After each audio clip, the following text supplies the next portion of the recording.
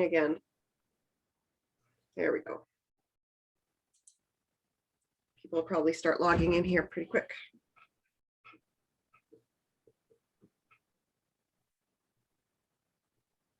So are you getting a heat wave in Prince George too, Tim? Not today. Today we got 20 degrees and lots of cloud and wind. Oh. But at 1 o'clock in the morning, according to the forecast, it's going to clear off. And by this time tomorrow, we'll be 8 degrees hotter than it is right now. Yeah, we're supposed to hit 40 tomorrow. Oh. Yeah, we're destined for 38 at some point. Well, it was 37 on Monday, and it's cooled off a bit every single day. Hello, hello.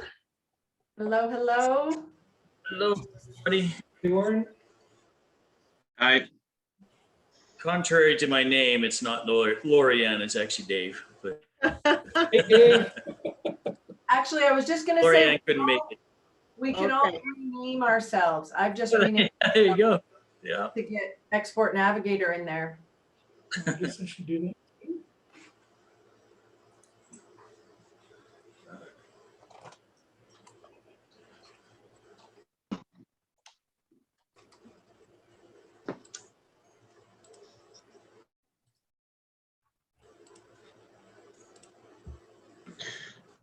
So will we be able to control the slides on our own computer by sharing the presentation?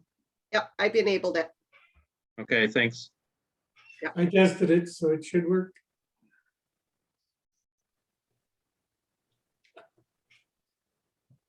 Just so you know, your drinking cup disappears in your background. It's quite the image.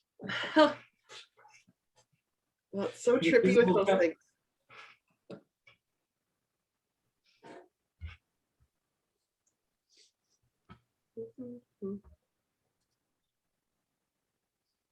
I have a background of nice, tall, straight trees. Of even diameter. It's actually bamboo, bamboo forest. Just a picture? Yeah, it's from Yisk. Mm.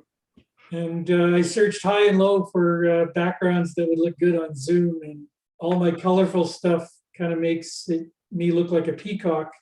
Ooh. I've just got my kids' decorative art projects hanging behind me. Okay.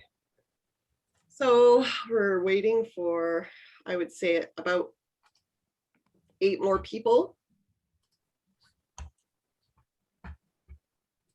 Oh, what's happening here? Oh, someone else is trying to access. Hold on.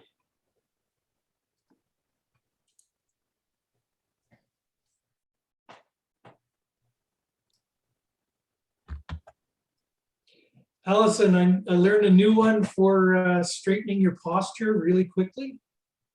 Hands on top of your head, shrug as hard as you can 3-4 times. Allison does this when we meet in groups. And then your back should be just straight, back and neck. Works good. Awesome. I'm always the one, I've got my foot up, I've got my little box here to put my feet on, and I could see you shaking it out. always. Like, oh yeah, I meant to tell Allison about the new one I found. I like it. I'm even more susceptible to hunching because I cycle everywhere. So I just spend so much time like that. So it's good to try and remember. And plus golf, even like golf is like that as well. Not so much kayaking, but a little bit. So I learned to roll a kayak in the swimming pool and then had to do physio for a couple of months because of my shoulder. yes. I would add it a little too hard. Yes. Surprise, surprise. Yeah.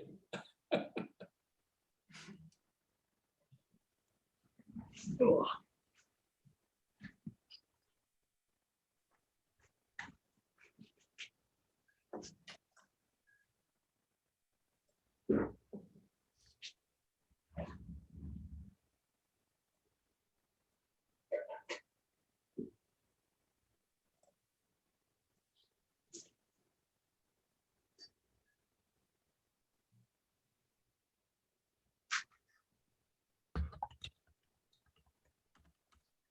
Are there any log and timber frame builders in the area around Lone Butte that aren't 100 Mile?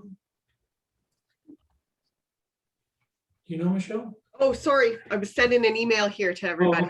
okay. You're working. Just a second here. I will stop making conversation. I just wanted to make sure everyone had the access information again.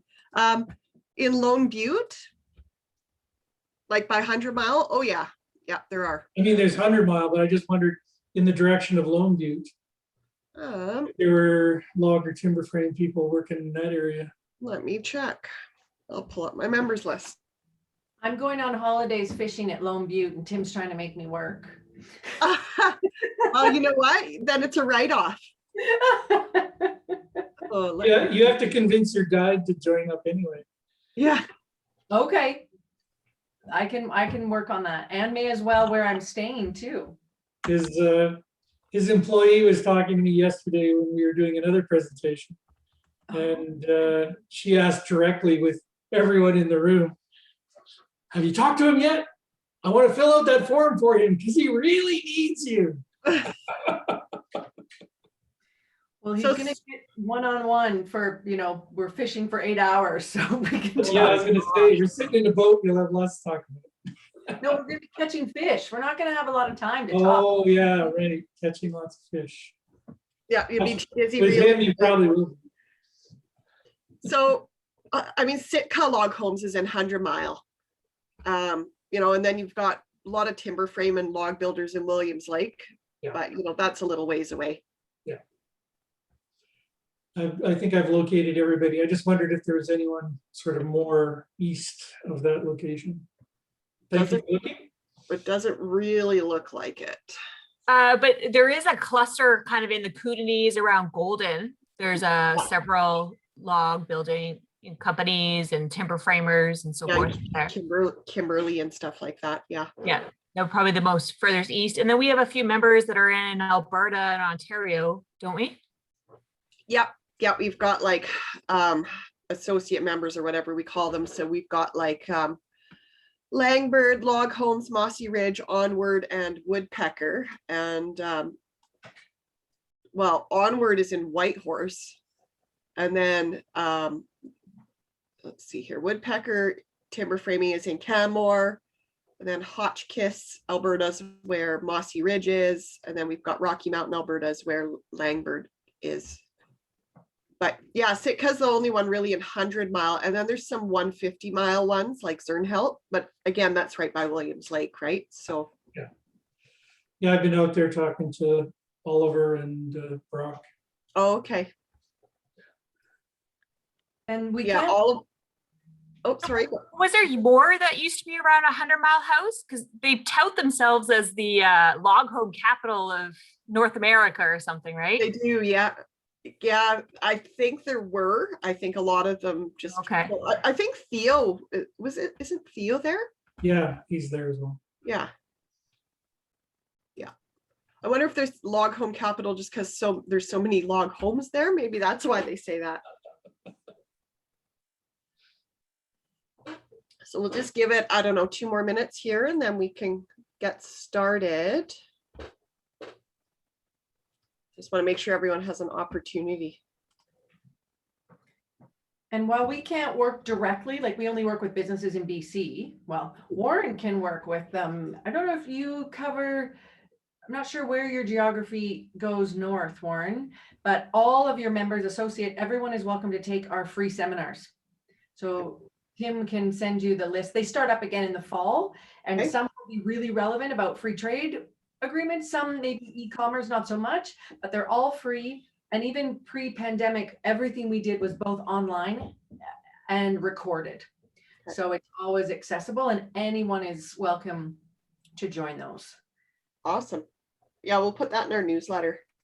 Thanks. Wonderful. Maybe Michelle, if you're the right newsletter person, should I put you on our key contacts for education? So you get the shareables and the PDFs and the flyers and things? Oh yeah, just send it to the BC Log and Timber email that you have. It's myself and Patty monitor it. Awesome. She's their executive director. But yeah, I kind of do all their little side projects. And I can vouch for Allison's abilities with finding stuff to put into newsletters. Woo. Oh, that's great. Oh yeah. I'll just put them, Tim, on the main one only about the seminars, and I'll let you share all the tidbits. Okay. Perfect. I make these newsletters. It's almost like a hobby, the newsletters I make, but they only go out to our team because sometimes I add things like humor and smart remarks. That's true. I guess there's Those are not government Okay. communications Fair approved. I should probably filter a little. Keep you out of trouble.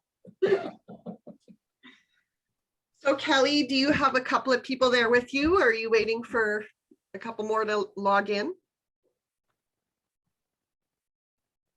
I'm in a room by myself, but my understanding are we have a new office administrator and bookkeeper. Okay. And so I messaged her reminding her because she'll be doing logistics, doing our working with us on our export paperwork, all that kind of stuff she will be involved in. She actually has a little bit of experience with import export from a previous role, but it was a completely different product. HS code is different, but yeah, so I think it'll be at least me and her, but yeah, our manufacturing design team are joining us. Okay. Okay, I'll just give it one more minute here and then we can start. Oh, actually, I see her name on here. Naomi, I think you might have just joined. Oh, yep, so we're up to 8. Perfect. Awesome, I'm glad. Okay. All right. Well, I think we may as well get started. There's always some late arrivals. So today we have Allison Bolton. She's the program manager for Export Navigator, and she works with clients to help them with the regulations of international trade and any of the cultural differences and stuff like that that they may encounter. Tim Thomas is an export advisor with Export Navigator. He's been with them since 2019 in the Cariboo region. So he's in Prince George right now. And he assists with making market and sales connections in the international community. And then Warren, he's the trade commissioner at the Pacific Regional Office of Global Affairs Canada, where he helps companies in the infrastructure and forest and wood product sectors develop and execute their international business development strategies. So I think Tim is going to start and there will be question periods and we'll just kind of go from there. All right, Tim, it's all yours. Okay, let's make this work. Share it.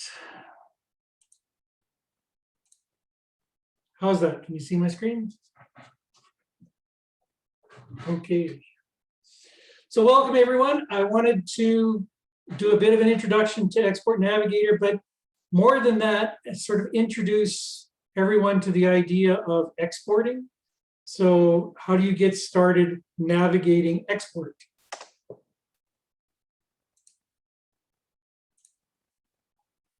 You want to grow the markets that you're in, maybe, or get into some new markets, grow the sales that you're in. You got some extra capacity, you want to go international. What is the steps? What do you do? What do you do next? What do you do first? Is there any help? And I kind of gave the answer on the first slide. Export Navigator helps. But as you'll see in the coming slide, there's a lot of help out there. It's just a matter of accessing it at the right time. So the right service at the right time is important. Where do I go? And the bottom question, does my product fit? So is demand in the market that you want to get into different than the demand that you're used to in the markets that you sell in now? So is the American market different than the Canadian market? What if I want to go to Korea? How much difference is there?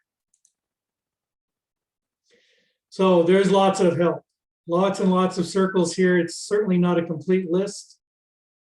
The Global Affairs is at the top bubble there, and the Trade Commissioner Service, which is inside of Global Affairs Canada, that's where Warren comes from. All there to help. We've got Flinrod, Export Development Canada, a CANEXPORT, all kinds of places to go. And each place has specific help that they can give you. Where I come in is being sort of that hub person in the middle of this drawing that gets you in touch with those people at the right time. So what would you get if you became a Export Navigator client? When they were looking at increasing rural export, they did some focus groups to ask what would be most useful. And the resounding, please don't give us another website, was loud and clear. Not another website. If you're overwhelmed trying to figure out international sales, how is another website going to make you less overwhelmed? What you need is an advisor. So we have advisors across the province in the rural areas. We don't work in Greater Vancouver, Greater Victoria. It's a rural program. And we have 3 advisors for underrepresented groups, women-owned businesses, Aboriginal businesses, and businesses owned by people 29 and younger.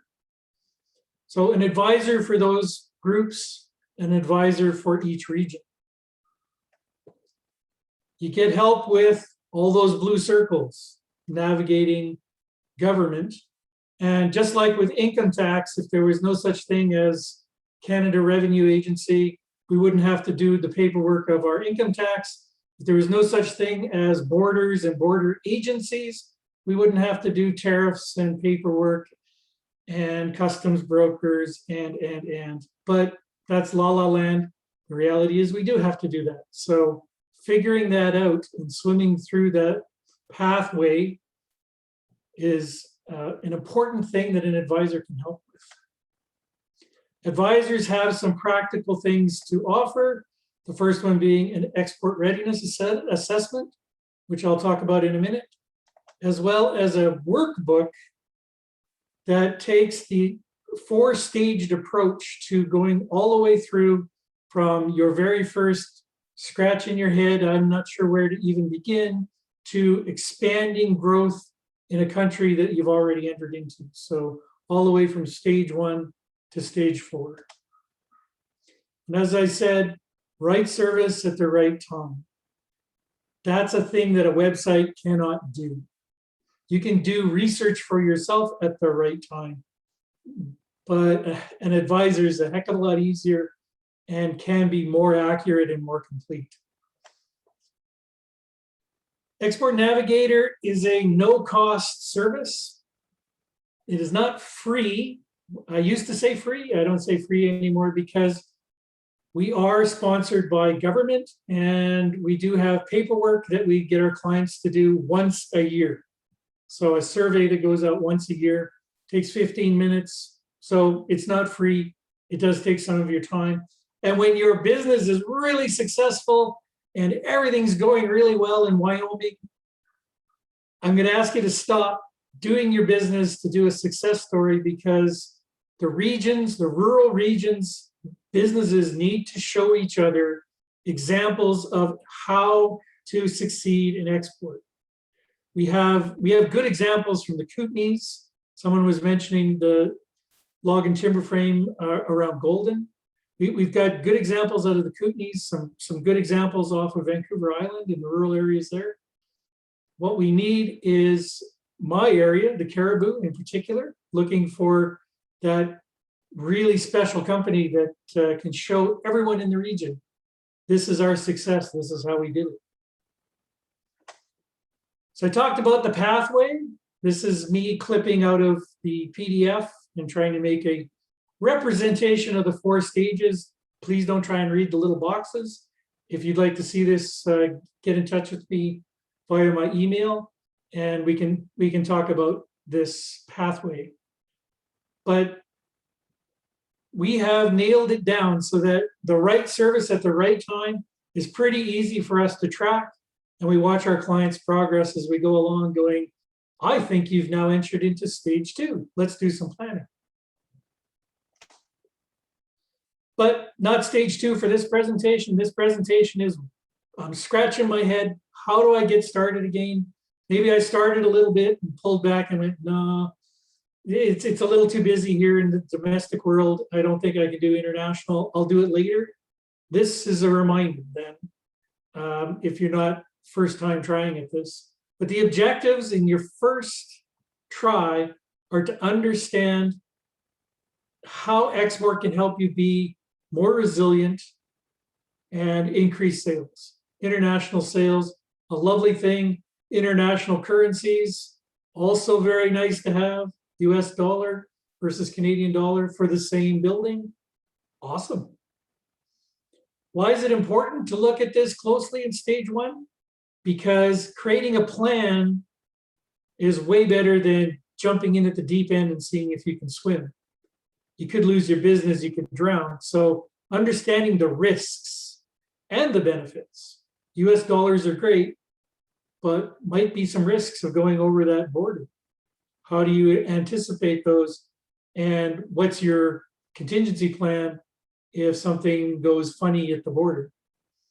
And you accomplish stage one, in my opinion, best way, talk to me, talk to the advisor in your area if you're not in the Cariboo, and get started on some market research to answer those key initial questions that are always such a head scratch. I mentioned an export readiness assessment, and here's a little clip out of it. A personal assessment. You personally, CEO or senior manager in a log timber frame business, do you want to do this? Do you really feel like you have the personal oomph to pull this off? Can you go to a trade show and talk happily with someone at a trade show through an interpreter, through a translator? Is that something that would be fun for you, or maybe not so fun? The business assessment. Can the business generate enough buildings to sell them, or do you sell every building domestically and you can't see where, you'd like to sell them all in US dollars, but maybe the business really can't pull that off. Looking closely is better than jumping in at the deep end, as I said before. The product itself, does it need certification? Does all the wood have to be pressure treated with a chemical before US border agency will let it go across? No, it's probably not the case. But maybe there's something you missed, and finding out about it 6 weeks before your house package is sitting in a steel box at a border being held up, and the person who bought the house from you is like, it's been 6 weeks, where's my house? Better to find those out early rather than late. And the launch, thinking about what's going to happen in that other country. Who are the people that are going to be involved? How are you going to take this launch and make sure that momentum continues rather than launch and fizzle? It's a potential problem. So boil it down to take these takeaways away from what Tim said about getting started. What countries, what markets fit? Do those countries have free trade agreements? Because free trade agreements get rid of some of that paperwork and nastiness that I was talking about earlier and make it a little easier to get across another country. United States, free trade agreement, we have CUSMA, but any other countries, you might be looking for a free trade agreement as well. What about price? Canada's not known as the low-cost provider to the world. We're known as the high-quality provider to the world. And we compete on quality, and quality always has that trade-off with price. Hey, thumbs up. Thanks for that. Price competition, you've got to look closely. You've got to understand what a house package is worth there versus here. And with all the costs, and they're at the bottom of this slide, with all the costs of getting that house package there, are you still turning a profit? Cultural factors. Oh, we don't have cultural factors. We'll just sell to the United States. No problem. Language. They all speak English. We're good. It's solid. You're fine. You're fine. And then some politician in the US says, buy America. And you're looking at your TV going, no, don't say that. And now you have a cultural problem. So how do you get rid of this cultural problem? How do you get around it if you can't get rid of it? What's your entry strategy? And like I said, what are the costs of those steel boxes right now are a bit in short supply, so much so that one of my colleagues is working with a company that on the North Coast, looking at could they get into manufacturing steel boxes and shipping them out of the Port of Prince Rupert. And it's becoming a viable business idea because they are so scarce right now. So important to look at those costs and the current costs, not the costs that you researched a couple of months or years ago. Next steps, definitely become an Export Navigator client. Tim said so. Now, becoming a client does require that we do have a chat first, and there's a few pins you have to knock over to make it into the program. It's not difficult. And I wouldn't foresee that anyone that had log or timber frame sales in the domestic markets would have a problem. But there are other things to do. You can sign up for our newsletter, and monthly you get a reminder of little topics, free trade agreements, tariffs, HS codes, different topics that are all around export that keep you thinking about, okay, when I finally get this business capacity to the point where I can start exporting, this newsletter has basically trained me of all the areas I need to think about. Allison does seminars, and Allison does great seminars. She is a wonderful presenter, and she makes all this crazy stuff really clear.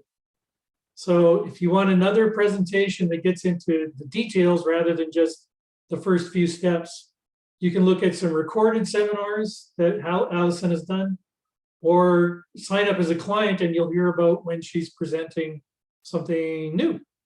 So that's a great advantage.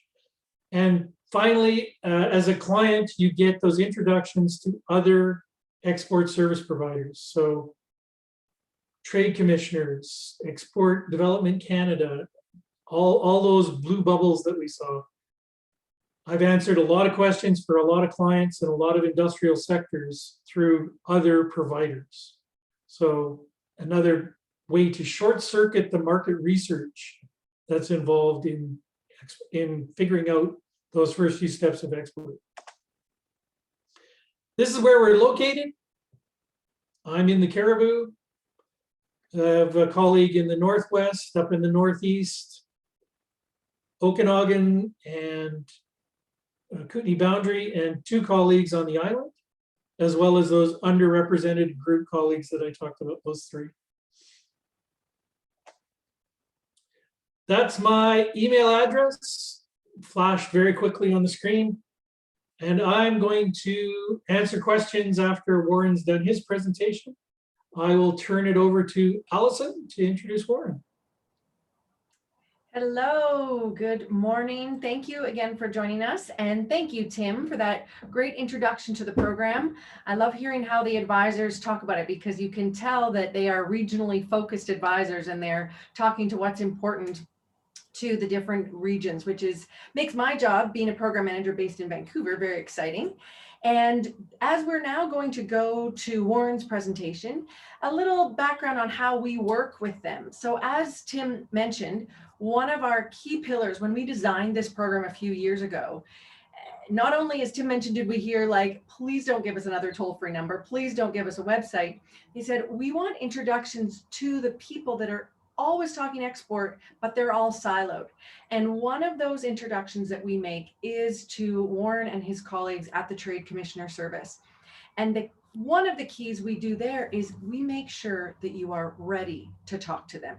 We don't want to send you to them too early when you're not sure if exporting's for you, you're not sure which market to go to. So as Tim said, working with an advisor preps you for working with them, and then you work together in conjunction with them. And also, one thing that we do that's a little different from the Trade Commissioner Service is we can work with you on selling to other provinces. You don't need a passport for where Export Navigator can help you sell. So that's another great advantage for us, because we understand that sometimes going east to Alberta, or up north to Northwest Territories or the Yukon, is the smartest first step for your business. So Warren, I'm going to pass it over to you and get you to continue talking about the services that are available for exporters. Excellent. Thank you, Allison. Okay, so I will share my screen here. I have a presentation. Okay. All right, let's see here. Slideshow. Oops. Okay. So I think everyone can see this on full screen now. So I am Warren Sinkowski. I'm the Trade Commissioner in Vancouver. I cover the building products, building services, and wood products for BC and Yukon. And my role is to help you export anywhere around the world. So that can be the US, Europe, Asia, or beyond. So I'm just going to go through the presentation overview here. The agenda is I'll talk about who we are, our network and our service offering for Canadian companies first. And then I'll talk about the funding programs our department offers. And then specifically the CANEXPORT program, which many companies will be interested in. What is it? How do you apply? And how can you have a strong application? And then finally, take any questions at the end. So the Trade Commissioner Service is part of Global Affairs Canada federal government. We are in over 160 cities all around the world, and we provide various kinds of support for Canadian businesses. These include intelligence on markets. So if you want to find out the supply and demand for your type of goods, or if you want to find out about regulations or taxes, that kind of information. We provide connections and introductions to contacts. So these can be customers, they can be business partners, distributors, etc. And problem solving. So answering any of the questions you have as you're going through your export process. Second thing is funding. CANEXPORT program is our major funding program. And there's different versions of this. The SMEs is the one that most companies are interested in for business development. Then we also have one for associations. So the BC Log and Timber Frame Building Industry Association itself could apply for funding to do work on behalf of all of its members. And then we have an innovation program, which is if you want to do R&D with a foreign partner on a new product for an export market. And then there's another community investment program, which is less commonly used. And then business support, we offer different things such as technology accelerators, which is an incubator for new tech, science, technology, and innovation, and inclusive business development support. So who are our clients? Our clients are Canadian companies that have meaningful economic ties to Canada. So what this means is you're not just a mailbox, and you're not simply an importer selling to Canadian business, and you're not simply a middleman that's just buying from someone and selling to someone else with no transformation and no value added. We look for companies that are really producing goods and services in Canada and want to export those around the world. So that's what we mean by meaningful economic ties. And they're contributing to our economic growth by hiring people, creating jobs, paying taxes, adding new products and services to Canada's society, and so on. And you have a capacity for internationalization. So this means you have the dedicated human resources and financial resources to actually successfully maintain export relationships. This is a map of our network. So we are, as I mentioned, in 160 cities. We've been around for over 100 years, and it's kind of interesting that a lot of companies still don't really know about us. We're kind of a best kept secret within the federal government, although I think it's part of our branding and marketing. We could do a better job of promoting ourselves to the SME community. But we are unique in that everywhere where you see those red dots, we have an office on the ground, which is either an embassy or a consulate. And there's trade officers like myself that are present there, and they have the local market knowledge. So if you want to know about selling your log homes to Northern Europe or to East Asia or to South America, we have people there that can help you find customers and help you find business partners and navigate those markets so that it makes your market entry a little bit smoother and less problematic, and helps you increase your chance of success. This is an important map, I think, for many of you who are looking at the United States. So anywhere where there's a black dot with the city name, we have a consulate.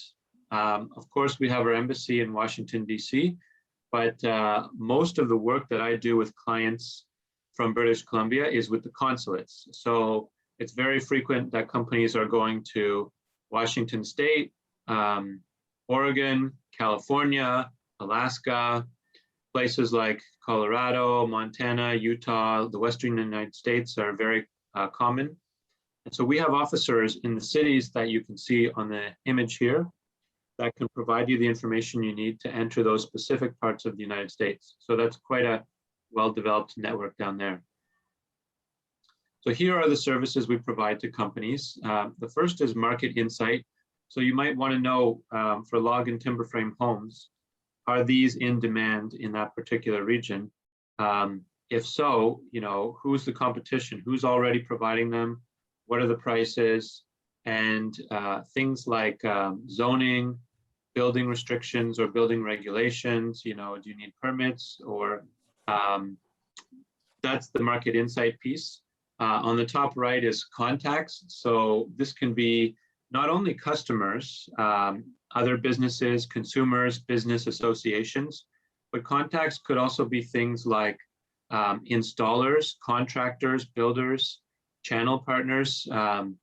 You might not want to send a lot of your staff to go and physically install the building. So you might want to find a partnership with a local contractor that has experience putting together log and timber frame homes.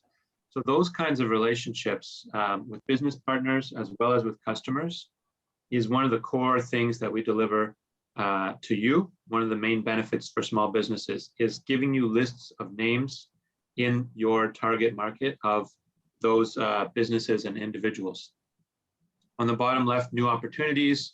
So this could be, again, finding out about trade shows or trends, upcoming, sometimes there's procurement from government, sometimes there's investments being made in different areas, and you want to know, how do I get into this? So that information we provide. And then finally, resolving business problems. So this can be relating to transportation and logistics, tariffs, non-tariff barriers to trade, or just dealing with local government, dealing with administration and finance and taxes, those sorts of questions we help you to answer. So basically, what we do is make the exporting process a little more transparent and provide you with preparation so that you're not diving in the deep end and hoping you can swim, as Tim said, but you're actually going in with a support network so that you're going to be successful. We talk about free trade agreements as well. So the CETA, that's the Comprehensive Economic and Trade Agreement with the European Union, is all the light blue and dark blue countries in Europe that are highlighted there. So we have an FTA with those. There is another trade agreement that's in force in Europe, which is not shown on this image, but it's the EFTA, and that includes Norway, Liechtenstein, Switzerland, Iceland. So these are non-EU members. We also have a trade agreement with them because I know that for some of you, those countries are important. Of course, we have the FTA with the United States and Mexico, the new NAFTA, also called CUSMA. And then we have the Comprehensive and Progressive Trans-Pacific Partnership with Asia-Pacific countries, so Australia, New Zealand, Japan, Vietnam, Malaysia, and then Chile and some other countries. So basically, a lot of the high potential countries where you're looking to export, we have free trade agreements. And this is useful not only for tariff reduction, but for other things like creating a more certain and transparent business environment, creating clear rules of trade and dispute resolution mechanisms so that if you do have a problem, there's clear ways to resolve those.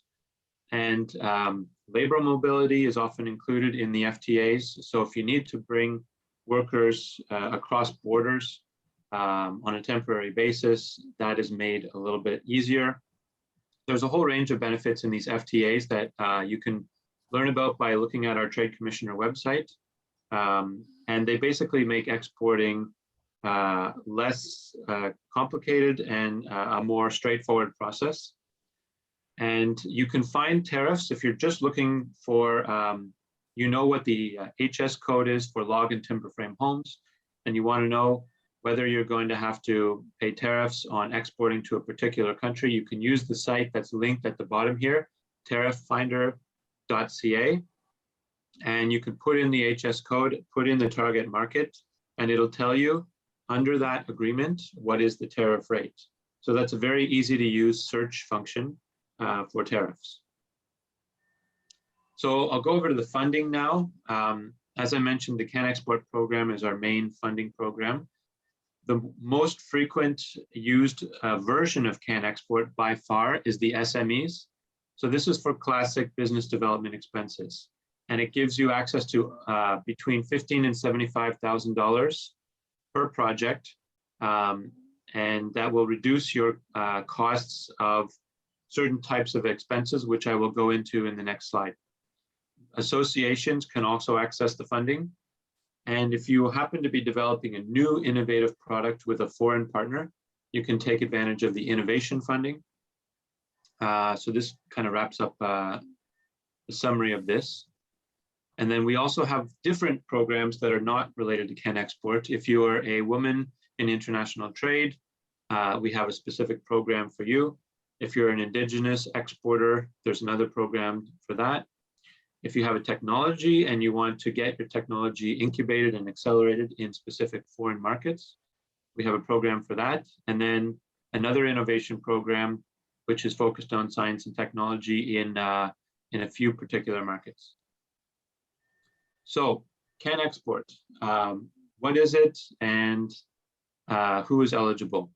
This is for business development costs in a new market. So when we say new, we mean a market where you have had less than $100,000 in sales in the last 12 months, or less than 10% of your company's overall revenues in the last 12 months in that market.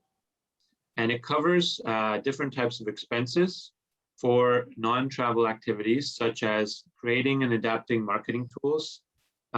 This can be SEO, search engine optimization. So if you're using Google, Facebook, LinkedIn, any kind of social media marketing tool or platform, creating marketing materials for those, as well as corporate videos, promotions. These expenses, the costs of doing that can be included. IP protection, certification, contract adaptation costs are included. Legal, tax, and business advice is included if you're hiring a consultant to do it. Market research and feasibility studies and identifying key contacts is also included as long as you hire a consultant to do it. So these costs have to be done by, they should be paid to an external organization, not somebody who's an employee of your company.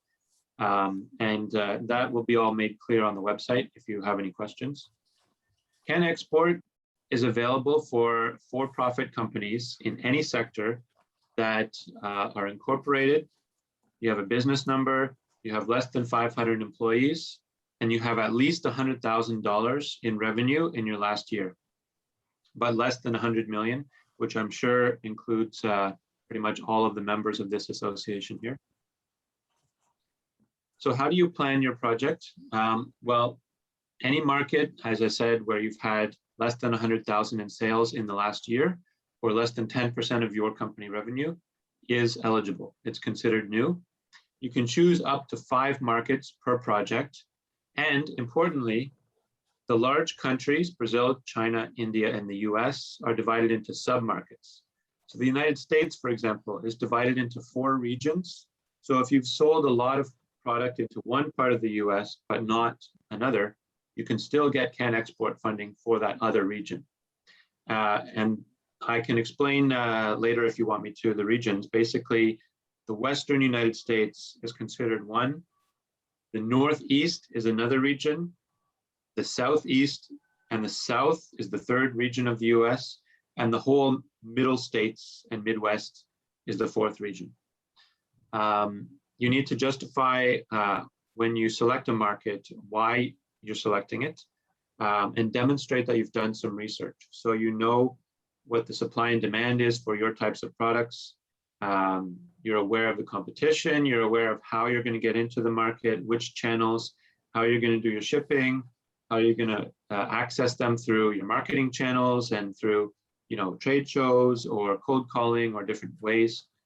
And the more information you can put into your application to demonstrate your knowledge of that market, the better your application will be and the more likely it is that you will get approved.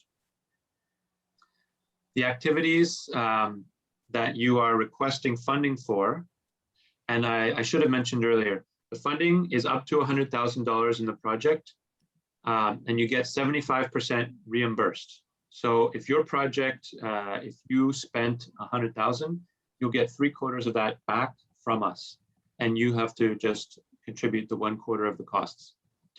These can include trade fairs and trade missions, marketing tools, interpretation services. So that is also translation.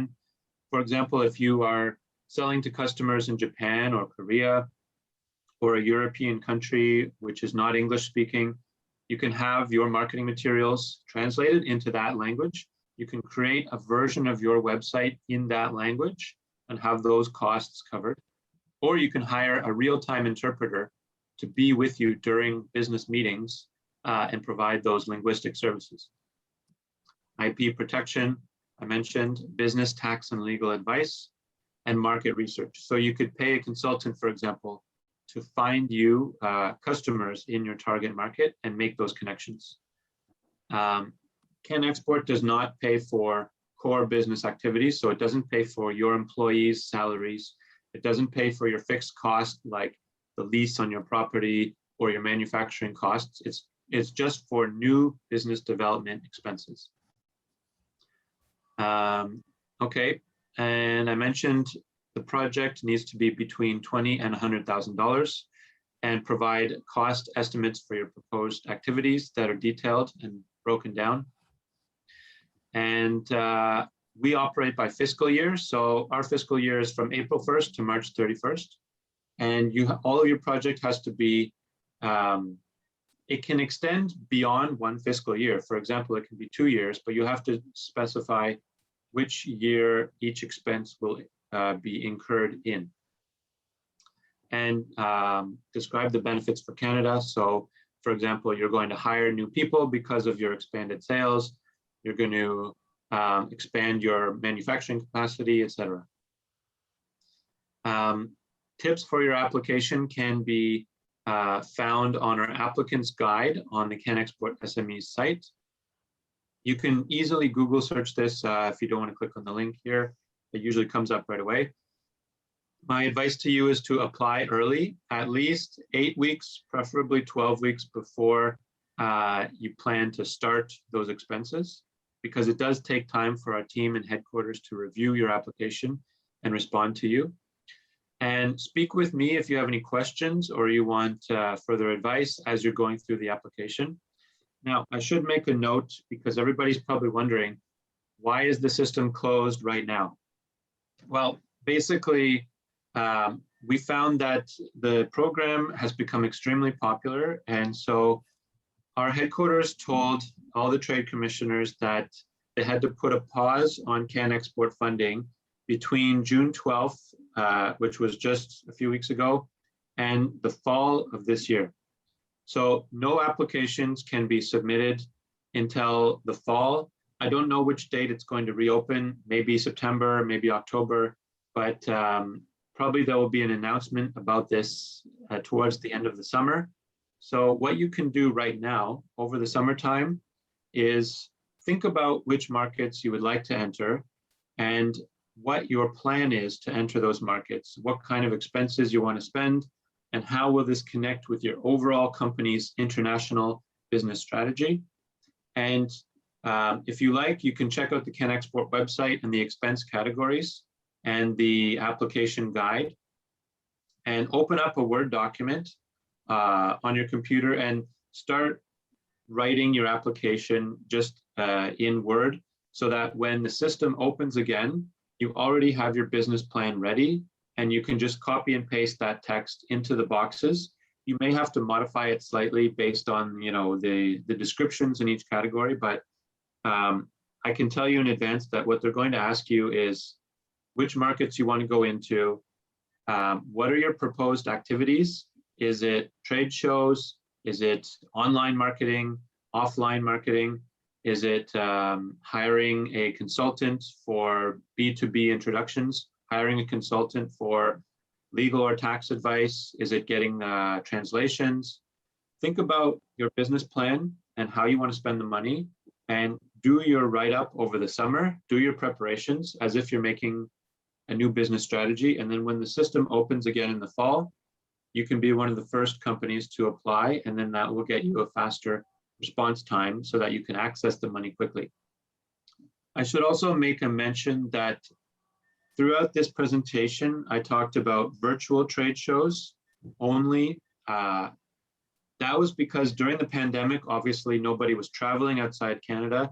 And so we didn't pay for companies that wanted to go to a trade show in the US or Asia or Europe because it didn't make sense.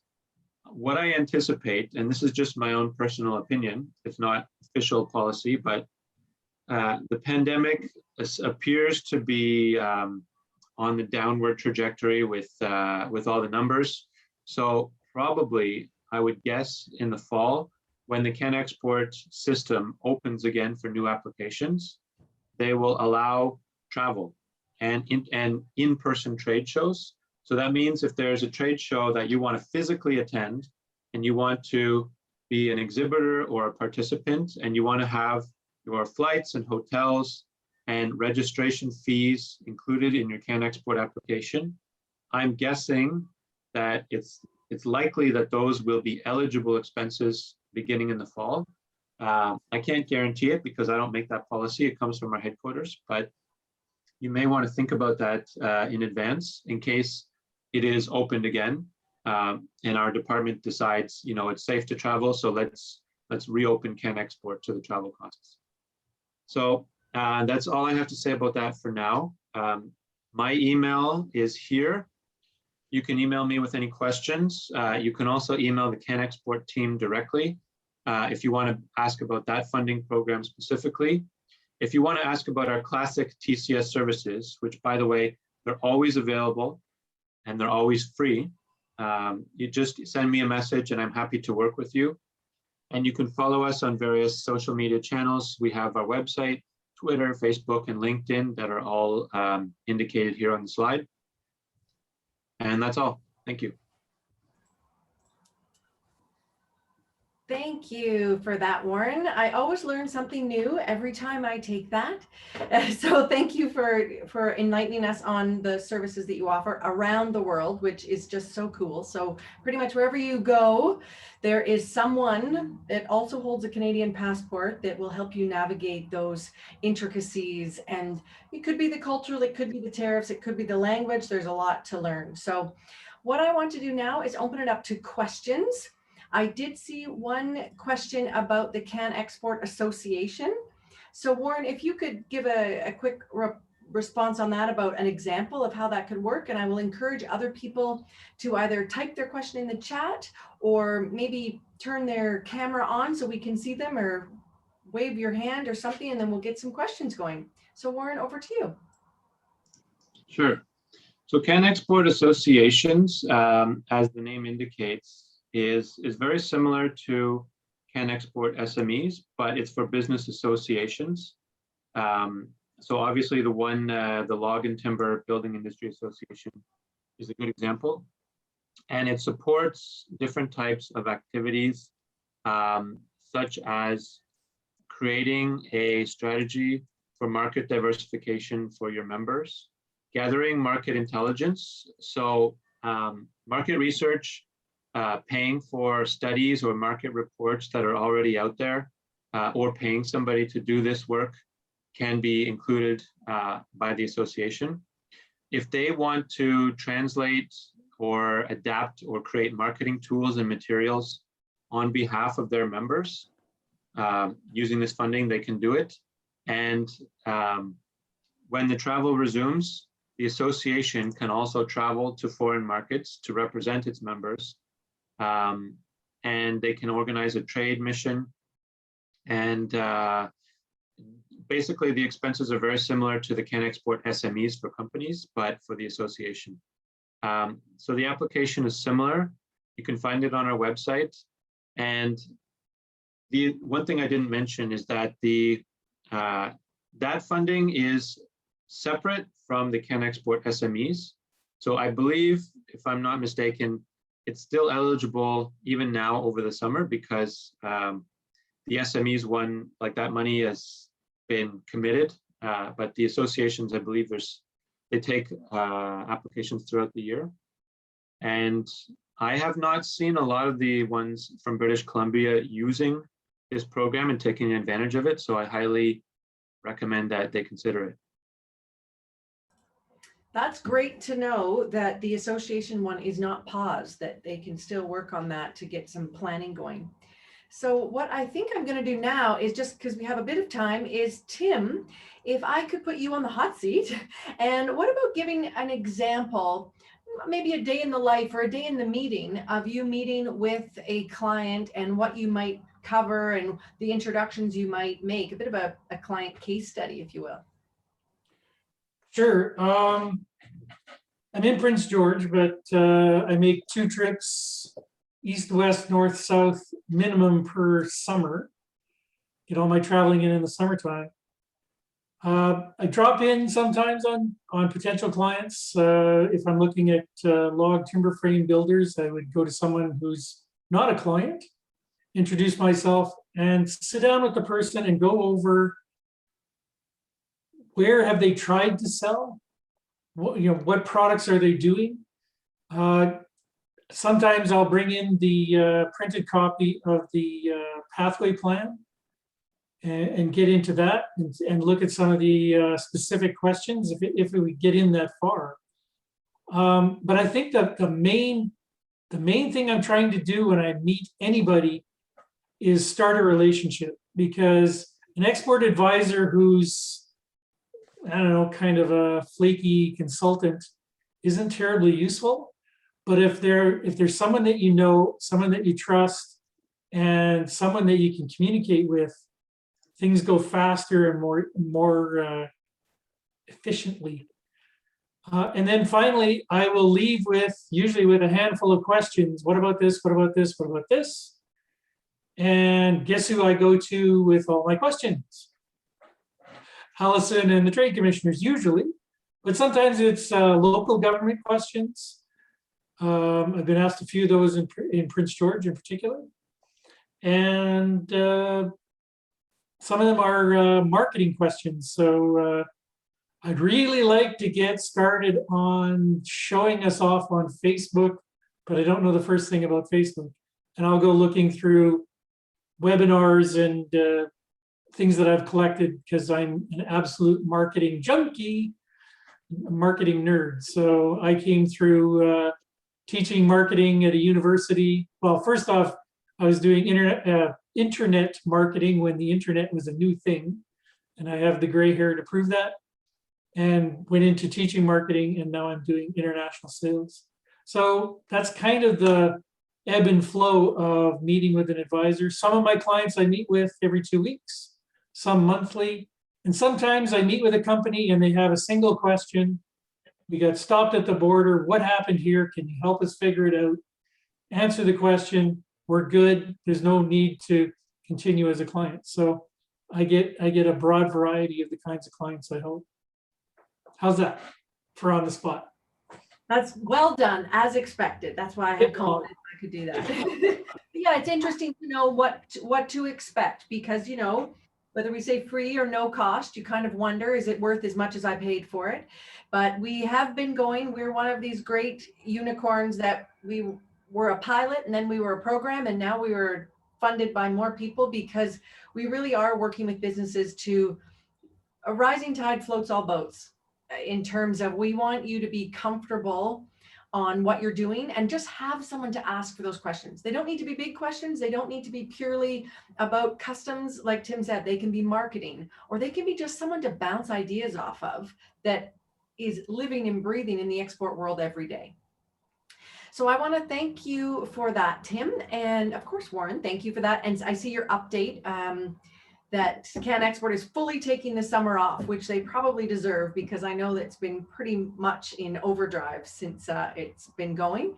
And I don't see any more questions. So Michelle, I think I'll pass it back to you. Perhaps you have some more questions or anything else. Anyone else has anything else to add? I think we're going to do some investigation here. It's a shame Patty wasn't able to take part in this one with the associations thing. Because yeah, Kelly broached that. So yeah, but no, I think that that's pretty much it for me. Does anybody else have any questions? This is also, we're going to put this in the newsletter. Allison, you send me some stuff, and this is going to be available on our YouTube page. So, you know, we can share it, and I'd love to get copies of your presentations if you don't mind. But yeah, anybody else have anything before we say goodbye? All right. Well, thank you, everybody. Tim, Warren, Allison, so much for doing that. And thanks for everyone who was able to call in and attend. And I'll be putting a little report and stuff together and getting things out in the next few days. Wonderful. Well, thank you for hosting us. Thank you, everyone. Thank you. Bye, Thanks very everybody. much. Bye. Yeah.